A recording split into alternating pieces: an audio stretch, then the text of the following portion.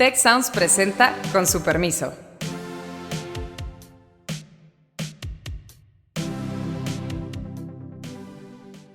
Con su permiso, soy Beata Boina y hoy vamos a hablar sobre las elecciones al Poder Judicial en México. Los jueces y los magistrados no te representan. Un juez, un magistrado, un ministro, cualquier cargo judicial no está ahí para representar. Y no entienden qué está pasando, porque además no queda claro ni cuál es el objetivo de todo esto. La elección, el cambio en el Poder Judicial, no elimina problemas del sistema judicial. Unas elecciones inéditas, sin ninguna duda, podríamos decir únicas en el mundo, y en este proceso de esclarecer, aclarar de qué se trata, nos va a acompañar un invitado especial, Javier Lainez Potisek, quien es ministro de la Suprema Corte de Justicia desde el año 2015, y también mi compañero Carlos Elizondo. Así que juntos vamos a ver de qué se trata en esa elección al Poder Judicial que se celebra el día 1 de junio. Y aquí un breve recordatorio. Los ciudadanos mexicanos van a elegir a 2.681 cargos judiciales, distribuidos de la siguiente manera: 9 ministros de la Suprema Corte de Justicia, 2 magistraturas vacantes en la Sala Superior del Tribunal Electoral de Poder Judicial, 15 magistraturas de las salas regionales, 15 integrantes del Tribunal de Disciplina Judicial, 464 magistraturas de circuito, 386 jueces de distrito y además en 20 estados se llevarán a cabo elecciones locales extraordinarias para renovar cargos judiciales estatales. Una elección compleja, complicada, difícil, una elección que ha generado muchas controversias. De hecho, no se habla de a quién elegir, sino si ir o no ir a votar. Y empecemos, estimado ministro, con usted. ¿Por qué esa elección genera tanta controversia? Genera tanta controversia, primero porque implicó, de hecho, la destitución de todos estos cargos federales del Poder Judicial Federal, jueces, magistrados, ministros, ministras. ¿Y por qué digo la destitución? Porque en realidad ustedes recordarán, conforme a las reglas de esta reforma, o te apuntabas en la boleta, es decir, o ibas a hacer, ya tenías que hacer campaña y participar en una elección, o te vas. Esa fue la disyuntiva. Digo, tan es así que muchos jueces magistrados pues se fueron. Están pendientes por ahí las indemnizaciones que el texto constitucional previó para quienes no aceptaran seguir en los cargos, ¿no? Entonces, primero, pues implica el desmantelamiento de todo un sistema de carrera judicial que llevaba poco más de 30 años de haberse establecido y en perfeccionamiento. Y segundo, por la polémica por el sistema mismo. No es común, no es natural, no es lógico que se elijan a este tipo de perfiles o este tipo de cargos. O sea, es muy raro los ejemplos que hay o que se nos pretende convencer de que existen y de que son buenos, que elijan a este tipo de funcionarios. Todos los estados pues, están los que son los funcionarios de representación popular con elección y toda otra serie de cargos, en general los del Poder Judicial en el mundo, pues nunca van a una elección, ¿no? Yo siempre lo dije, como no eliges, como si te pusieran a votar por los maestros de educación primaria y secundaria en el país. O los médicos, ¿no? Los médicos o los embajadores, o sea, el sistema de carrera en la Cancillería. Entonces, esa ha sido la polémica, yo creo que fundamental es el cuestionamiento mismo de una reforma que no hay un modelo mundial que haya probado que ese es el camino. Por el contrario, la inmensa mayoría de los países, sobre todo con aquellos donde podemos compartir una tradición jurídica, pues lógicamente no van para allá, están escandalizados. Te lo digo con conocimiento de causa.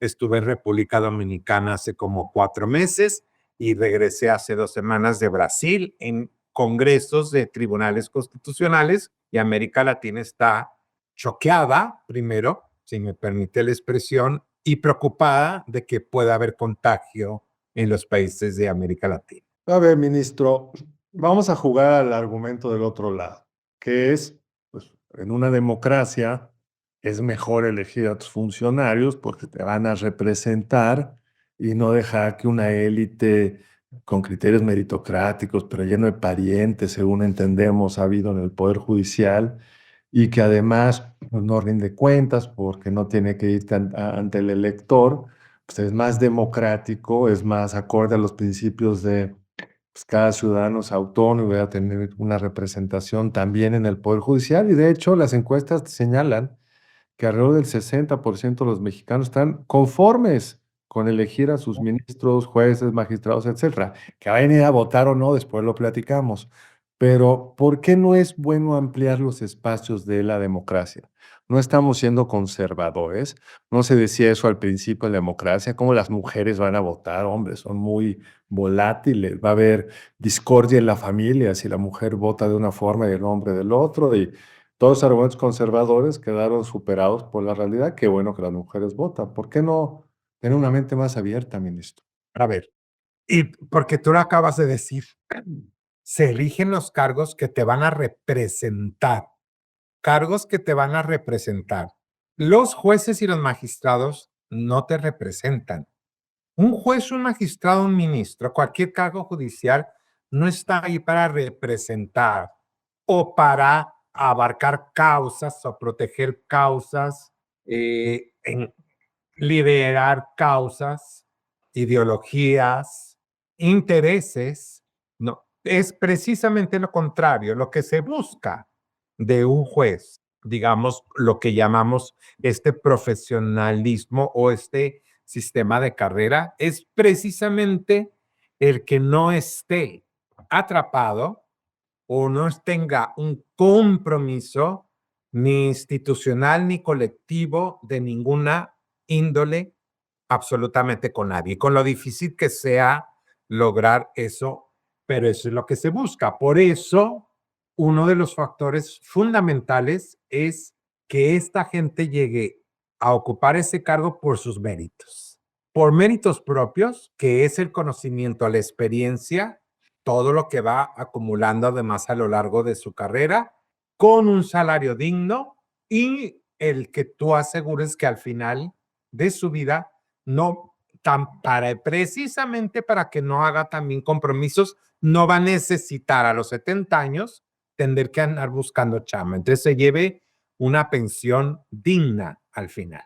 Pero hay estados en Estados Unidos que eligen a sus poderes judiciales. Correcto. Nada más dos cosas yo te diría, Carlos, pero porque a nivel federal nunca, ni siquiera hay propuestas para a nivel federal. Ahora, tú me dices estados. Yo entiendo, creo que Federico Berreto publicó, pero yo ya vi dos, los voy a sacar de nuevo, estudios importantes de universidades norteamericanas donde critican precisamente ese modelo. O sea, no es un modelo desde mi punto de vista exportable. No, de hecho tienes toda la razón, ministro, porque lo que esos estudios muestran es que en aquellos estados donde se elige de forma partidista, acabas teniendo una adjudicación de los casos basados en criterios políticos, porque si es popular meter a alguien en la cárcel porque parece narcotraficante, ese juez o ese impartidor de justicia se siente obligado a ser duro, como pasa con los fiscales, que los fiscales también son electos en los Estados Unidos, ¿no? Exactamente. A ver, me dirían, los fiscales, muchos fiscales, yo no sé si federales, pero locales también son electos. A ver, ¿por qué no adoptamos ese sistema? Por lógicamente acreditado, ese sistema norteamericano ya ha tenido muchas críticas, el que no es eficiente porque precisamente se politiza la función, ¿no? Lo acabas de decir tú, es conocido como, sobre todo en algunos estados, los fiscales se ponen muy proactivos en época electoral, pero fundamentalmente contra grupos vulnerables, ¿no? Pues las comunidades afroamericanas o las comunidades latinas, porque es lo que te va a aportar votos, ¿no? O cómo guardan los casos o incluso buscan culpables donde sin un sustento específico. Entonces, yo creo que el sistema también, para considerar que es exportable, y que lo vamos a tropicalizar, primero hay que ver cómo funciona, qué críticas tiene allá y cuáles son nuestras diferencias. Hay muchas otras. Ellos tienen el sistema de jurados, o sea, no es el juez, es exclusivamente quien decide. Segundo, en Estados Unidos, al menos en el sistema criminal, y esto lo sé, recordarán, yo fui 2 años su procurador jurídico de asuntos internacionales en la PGR. Trabajé muchísimo con las autoridades norteamericanas y les puedo decir, jamás, jamás se les iba a ocurrir decirme por qué no eligen a sus fiscales o por qué no eligen a sus... No, al contrario, eran autocríticos con parte de su sistema. Pero lo que yo te decía, la, al evaluar un sistema que tú quieres adoptar, tienes que ver todas esas diferencias. Por ejemplo, te decía a nivel criminal, entiendo, y sin mal no recuerdo la cifra de los asuntos denunciados que inician proceso penal, llega un 3% a juicio. En realidad, los Estados Unidos han sido exitosos en toda una serie de salidas previas, convenios con la fiscalía y otras salidas alternas, principio de oportunidad y otras cuestiones que no saturan al sistema. Y que generan una desigualdad terrible con las minorías, porque lo que les presentan los fiscales a los presuntos criminales es, mira, segurito aquí te doy 2 años. Si te vas a juicio, te puedes ir 20. Exacto. Pero importante esto que nos pretenden transmitir cuando nos dicen en estados, mira, hay estados, o sea, yo sigo sin entender por qué nuestro modelo sería el de Nevada o el de Illinois, no en Carolina del Norte. No entiendo por qué sería este nuestro modelo si no está probado que ese es el modelo ideal a seguir, cuando del otro lado tenemos a Francia, España, Italia, Brasil, Argentina, Colombia, etcétera, la inmensa mayoría del mundo, que curiosamente rechaza ese sistema y optó por un sistema de méritos y un sistema de carrera. Hicieron nada más diciéndote esto. Si lo que se nos quiere decir es que Estados Unidos a nivel local, insisto, porque estamos tomando, ahora resulta que Bolivia y lo que pasa en Denver o en Nevada va a ser el sistema modelo que ni siquiera se está implementando con un programa piloto. Se está adoptando para toda la justicia federal y local, que me preocupa doble, ¿no? La justicia local. Perdón, quería yo cerrar diciendo nada más, sí, lo que se nos pretende decir, mira qué eficientes son en los estados de la Unión Americana. Yo siempre les he dicho la eficiencia de ellos en asegurar esta seguridad pública o tranquilidad o paz social en sus entidades es la fase previa. Es que han sido eficientes en policías y en procuración de justicia, en la parte de investigación. Esa percepción en Estados Unidos de que cuando cometes o una infracción administrativa o un delito, te van a pescar, perdón la expresión, ha sido muy, muy eficaz para ellos en la lucha contra la criminalidad, no el juicio. Al juicio llega un porcentaje mínimo de asuntos. Con esto cierro. Ahora bien, ministro, o sea, hay muchos cuestionamientos, obviamente, que usted ha expresado y que se han debatido a lo largo de los últimos meses. Ahora bien, o sea, las elecciones pues se celebran 1 de junio. Quiero decir que ese sistema sí se va a establecer, implementar en el contexto mexicano.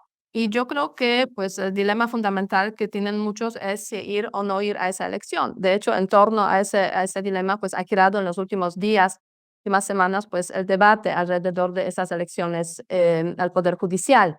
¿Qué hacer? Y por ahí hay varias recomendaciones en diferentes medios de comunicación, las columnas que se han escrito, los especialistas, etcétera. No votar, o sea, es como la primera opción, asistir y votar por todos los cargos. Segunda opción, tercera, asistir y votar por algunos cargos. Y la última opción, asistir y anular el voto. Al menos así lo explica una de mis compañeras que trabaja sobre este tema, Verónica Ortiz, en un artículo de El Heraldo. O sea, ¿cómo usted, ministro, ve esos dilemas? ¿Qué se podría aconsejar a la ciudadanía? Sé que es una pregunta muy indiscreta, pero ¿usted va a ir a votar? Yo no soy mexicana, entonces no tengo este dilema de residente aquí en México, extranjera, pero yo creo que usted es la persona más adecuada para hacer este tipo de preguntas. Gracias. No, yo no voy a ir a votar. Yo no voy a ir a votar. Esta pregunta ya me la han hecho en varias ocasiones y yo le dije, primero, para mí sí es una cuestión de principios. Yo estuve en contra de la reforma desde el primer momento y expliqué por qué. Y expliqué toda una serie de riesgos que, perdón, pero a lo largo de estos meses he visto cómo se van conjurando, cómo se van dando exactamente como lo previmos. No porque hayamos ido con una pitoniza, sino porque era lógico que iba a ocurrir. No puedes tener una elección de esta magnitud que no se politice.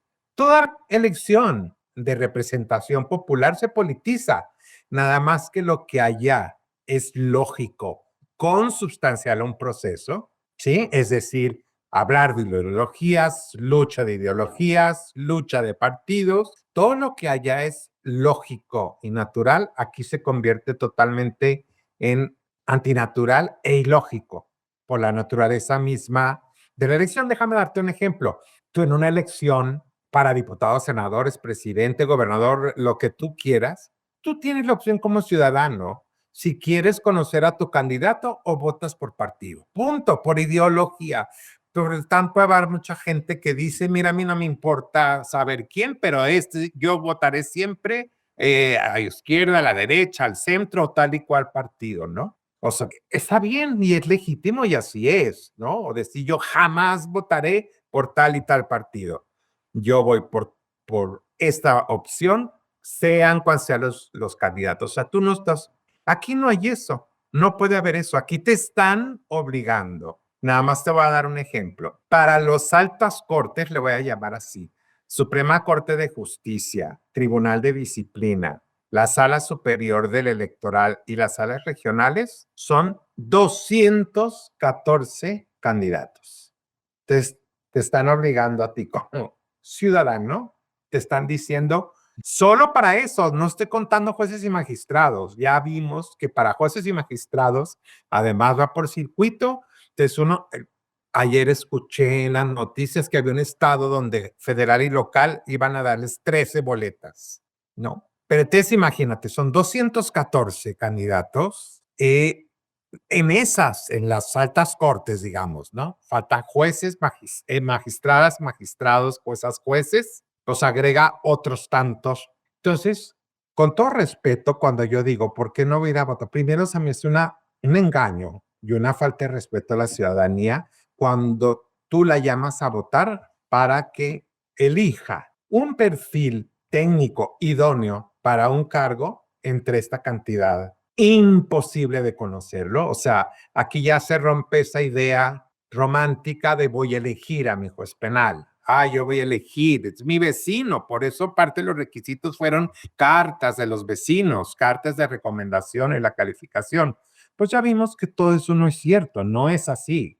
Tú no vas a elegir a tu juez penal que va a ver sus asuntos. Primero en justicia federal, nunca va a ser así, porque la primera justicia que el ciudadano toca es la local. Entonces, si estás pensando que estás eligiendo al juez de amparo que va a haber un asunto tuyo, pues estás equivocado. Eso no va a ser, no es así. Entonces, yo digo, primero porque a mí sí se me hace de verdad una falta, un engaño a los ciudadanos de decir, ven a escoger democráticamente a tus jueces y tus magistrados, y cuando es una elección que no puede ser informada, porque era imposible conocer, y lo hemos estado viendo a nivel ministros, la inequidad total en la contienda.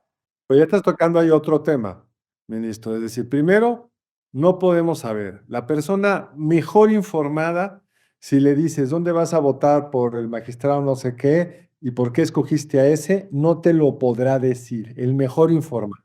Segunda cosa que comentaste que también es bien importante, se coló cualquiera. Ya en el Senado, que fueron quienes hicieron el trabajo último de armar las listas, nos dijeron que allá hay gente vinculada al crimen organizado. Ellos, pero los medios, las organizaciones sociales han mostrado que hay muchos más. Pero ahora está llegando un tercer tema, que es la inequidad. Es un proceso que no tiene partidos políticos, entonces, ¿cómo haces una elección? Pues no te doy dinero, fantástico. Puedes hacerlo con tu dinero. Ah, bueno, ¿hasta cuánto? Pues hay un límite muy bajo, pero depende de tus recursos. Y los que tienen acceso a los medios o se acercan a los sindicatos, pues tienen una capacidad de movilización que no tienen otros. Entonces, de saque ya es un proceso totalmente desigual. Y por último, lo que estamos viendo, y quisiera aquí además tengo algunas dudas jurídicas al respecto, los famosos acordeones que hemos visto ya en varios medios de comunicación, es decir, distintos grupos, pero sobre todo grupos presuntamente vinculados con el gobierno, porque a los que te piden, los que salen en el acordeón son gente vinculada a Morena, han estado promoviendo una serie de acordeones para que el elector tenga ciertas pistas de por dónde votar. Entonces, esto ya de entrada, en el sentido de lo que decía el ministro, degrada completamente el proceso de yo elijo. Pero además no es violatorio de la ley porque esos acordeones son propaganda política. Si yo entro a una casilla con ese acordeón que me lo dio un líder de Morena, no está él y yo violando la ley, no está esto completamente minando no solo la legitimidad, sino la legalidad del proceso. Pues la legitimidad totalmente violentada, ¿no? La legalidad a mí me extraña porque entiendo que el propio INE dijo pues que se permitiría llevar estos acordeones. ¿Por qué, Carlos? O personales, acordeones personales.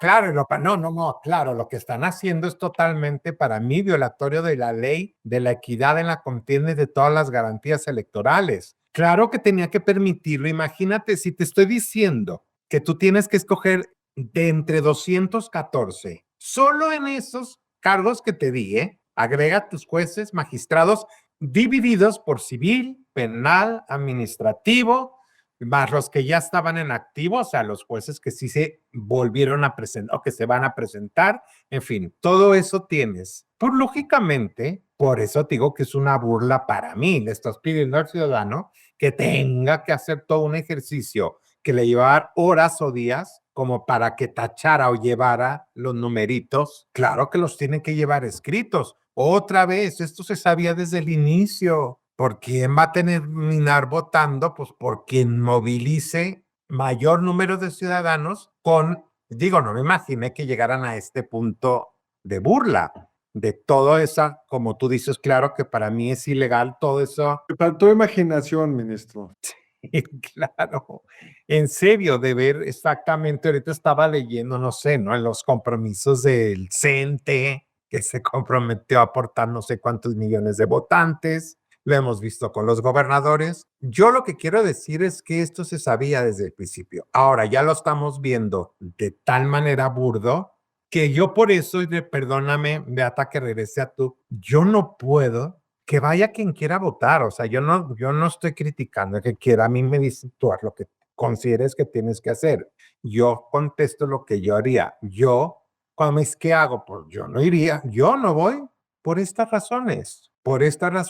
Ah, perdón, y solo agrego, sí, a ese punto, hablaste de la inequidad, los topes, porque si fijaron topes, creo que 800,000 pesos. ¿Quién los va a controlar? El INE es muy bueno para controlar el dinero que él otorga a los partidos, el dinero que le toca. A través de las cuentas de los partidos. Exactamente, es muy bueno el INE, pero acá no puede controlar. O sea, hemos visto eventos que cuestan 3 veces el tope de campaña.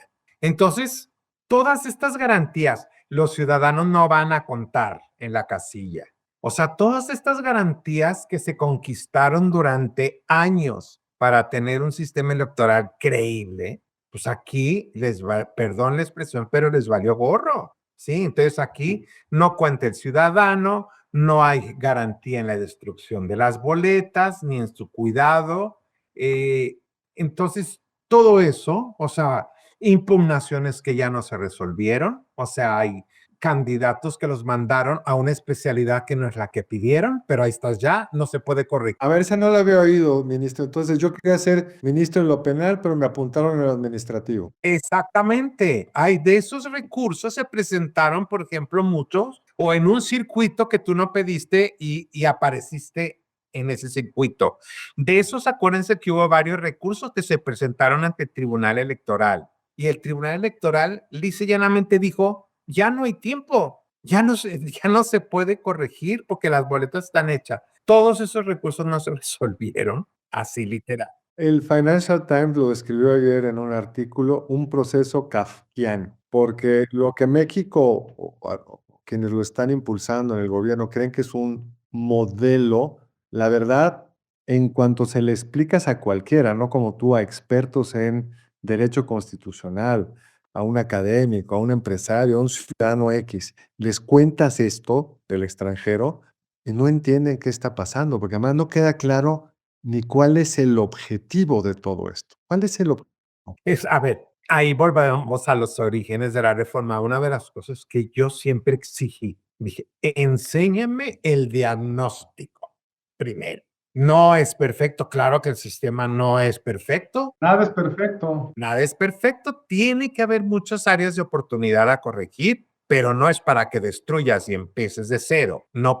porque digan lo que digan, todo lo que hemos visto en esta elección no es mejor del sistema que se tenía. Discúlpenme, en el sistema que se tenía, un juez de distrito llegaba a ser juez con mínimo 13, 14 o 18 años de experiencia a fuerza. Y digo a fuerza porque primero tenías un requisito de edad para poder concursar para ser juez. Eso hacía que por edad forzosamente tú ya llevaras, cuando cumplías la edad, 30 o 35 años, pues ya tenías 13 de experiencia en el Poder Judicial. Por eso había mucha gente que había empezado desde estudiante a hacer sus prácticas y luego entra como actuario y luego pues, logra pasar su examen. Todo es con exámenes para ser proyectista de juzgado primero, ¿no? Y luego proyectista de tribunal colegiado. Entonces, todas esas cadenas que son parte de la carrera judicial, pues hacía que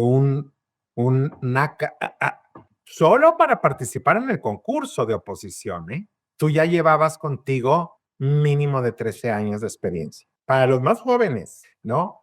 Lógicamente, para el concurso de magistrado, pues lógicamente estabas hablando de experiencia de muchos años, ya como juez, ya aprobado, ya ratificado, ya auditado, ya verificado.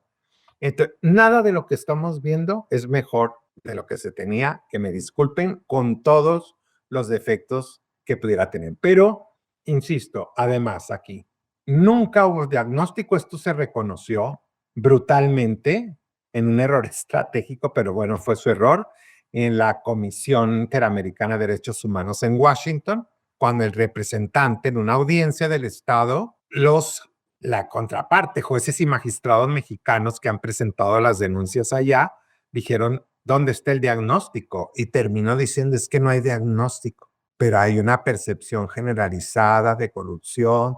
Entonces, primero, pues no hay diagnóstico. Entonces, yo decía, primero no hay diagnóstico para ver qué es lo que van a corregir o qué quieren corregir.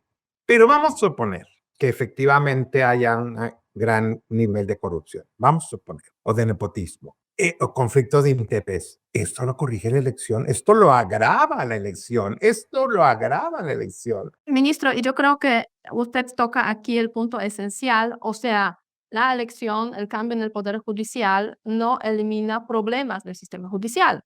Pues conocemos desde hace muchos años y obviamente habría que realizar una reforma de otra naturaleza para que esos problemas pues se eliminaran. La elección judicial no lo hace y efectivamente lo que puede es incluso agravar ese tema. Pero yo creo que sobre eso regresaremos en algún momento futuro para ver qué pasó en la elección y cuáles son los resultados después de algunos meses para tratar nuevamente el tema, porque sí tenemos que ir cerrando nuestro episodio, desafortunadamente, esa conversación tan interesante. Dos últimas palabras, ministro, para cerrar. Le pediría, no vamos a hacer aquí digamos, recomendaciones desde el programa de qué hacer, votar, no votar, eso ya es la decisión de cada quien. Usted nos presentó, yo creo que de forma muy explícita, su postura y sus argumentos, pero, ministro, la última palabra es de usted. Yo lo único que diría, pues a todos los que nos escuchan, es que tienen que estar muy pendientes de qué va a pasar, de cuáles van a ser los resultados de este experimento que para mí es un error histórico innecesario y que cae además en un momento donde lo que menos requería nuestro país es la inestabilidad que está creando todo esto. Brutal. Vayan hoy en día, primero la desbandada que hubo desde que se anunció la reforma, donde todos los que pudieron retirarse por edad y todos se fueron. Segundo, pues todos los que no, pues hay muchos juzgados ahorita y tribunales que están funcionando con suplentes. Y no olvidemos que esto también no termina ahorita, porque en el 27 va la otra mitad. Entonces creo que la justicia en México, pues sí hay que dar mucho seguimiento. Muchas gracias, ministro, por estar con nosotros en este podcast. Carlos, te agradecemos obviamente también la participación y con su permiso les invitamos a que nos sigan y escuchen la semana que viene.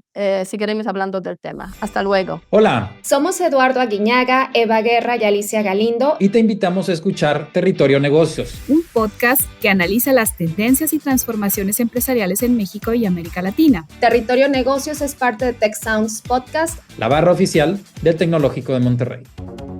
Muchas gracias al equipo del Tecnológico de Monterrey. Denle seguir a este podcast, compártenlo y activen la campana de notificaciones para no perderse ningún episodio. Recuerden que siempre los leemos en los comentarios de Spotify y en las redes sociales de la Escuela de Ciencias Sociales y Gobierno. Productora ejecutiva Lisbeth Siller, productora de Con su permiso Artemisa Padilla y Nadia Rodríguez, diseño Lisette Rodarte, analíticos y alianzas Lilia Martínez, postproducción Max Pérez y Marcelo Segura.